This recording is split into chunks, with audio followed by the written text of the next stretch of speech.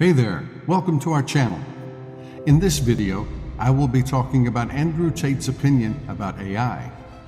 Andrew Tate comes out about how people have been asking him so many questions about what he feels about AI. He says he is more focused on answering the question of how AI is going to change the modern world. He says AI in its current form is quite basic and it cannot replace intelligent people.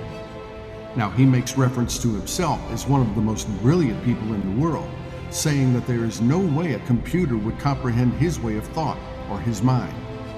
He is, in a way, generalizing the adaptation of AI, with people saying as a highly intelligent person, it would be quite difficult for AI to replace the work results you get. Make sure to drop a like for this video and hit that subscribe button. As one of the smartest people on the face of the planet, people are asking me continuously, Andrew, what do you think about AI? Do I look like I know about robotics and AI? I'm top G. I know everything about everything. I'm just that guy. So people come to me and say, how do you think AI is going to change and shape the modern world? Well, I'll tell you what it's going to do. It's going to fuck all of the brokies. The brokies are in real big trouble. I'm going to explain to you why. AI, in its current form, is pretty basic. It can't replace people. Do you understand? When I see people on Twitter, there's some dork, and he's sitting there, and his profile picture, he has glasses on purpose to look smart, like this. 7-figure business agency owner. I'll teach you how to monetize your Twitter. I use ChatGPT to write the last 4 tweets. I can't do that. Because there's no fucking robot, there's no computer on the planet which can be me. Do you understand? A computer with all of its fucking infant fucking decimal computing power can't possibly come up with the brilliance that I come up with. We all know it's true, so I'm the top G. I say things that computers can't say. That's why I'm irreplaceable. Whereas that nerd, he could probably get ChatGPT to talk to his wife, and she wouldn't notice. He'd probably be more likely to get a blowjob if he got ChatGPT to text his wife than if he did it his fucking self. Because he's a nerd. I'm not a nerd. I'm the top G. So when you're a basic loser, you have to be afraid of AI because it can replace you. I'm irreplaceable. AI is not going to fly on the jets. AI is not going to drive the Ferraris. AI is not going to buy the yachts. I have to do these things. That's my job on the planet. I have stuff to do. AI's not gonna have 20 children. I have to do these things. If you're a dork, AI can do it. And what's gonna happen is, over time, as it gets more and more advanced, AI is gonna be slowly attacking and creeping up and replacing all of the lower tier males. Those dudes down there at the bottom. Especially the ones who think they're smart. If you're a manual laborer, right? Good, you work hard, I have respect for you. You're out there doing real work that needs doing. You're not going to be replaced by AI. It's those mid-tier office dorks, like the Twitter guys, with their glasses. I'm an expert on copywriting. I said, you're a big. All right, bro. They're going to get wrecked. And they're going to get wrecked because they're arrogant, they're lazy, they're fucking dorks, and they charge too much for the bullshit they do in the first place. And AI is coming for them. Because in every single organization on the face of the planet, and I mean every single one, without fail, because I speak in black and white, because that's how I operate in reality. You have 2 tiers of individuals. 2 tiers of individuals. You have killers. You have the people who are extremely insightful and extremely intelligent and forward-thinking and extremely hard-working and irreplaceable. And then you have the mid-tier chaff. The guy who gets paid like 70 grand a year, he comes into work, he types, he does his job enough to not get fired, but he's never really pushed the company forward. If he disappeared one day in a boating accident, the company would continue to function just fine. He's just that guy. Those people are about to get wrecked. Because what happens is when you have a large organization, and I know this very well because I have a very large organization. Most people don't understand how many hundreds of people work for me.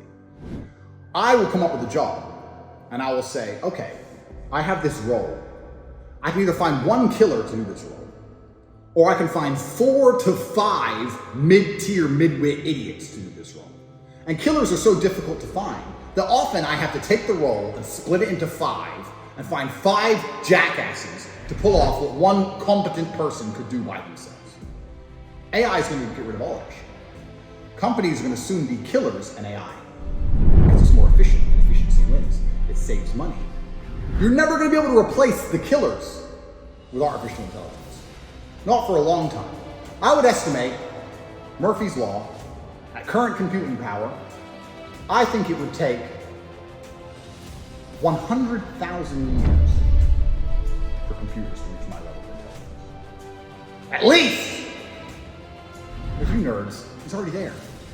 Chat GPT is texting your woman, probably right now behind your back. You probably decided to use it to text her once, and it got into your phone, and Aikido'd you, and now it's famoosing her on the side. Before you know it, she's gonna be down the alleyway somewhere with some roboticized sex toy behind your back. You didn't even know what happened. It's gonna replace you completely and utterly in all realms of your life. Chat GPT is gonna raise your children. That's what's gonna happen to you. It happened to me.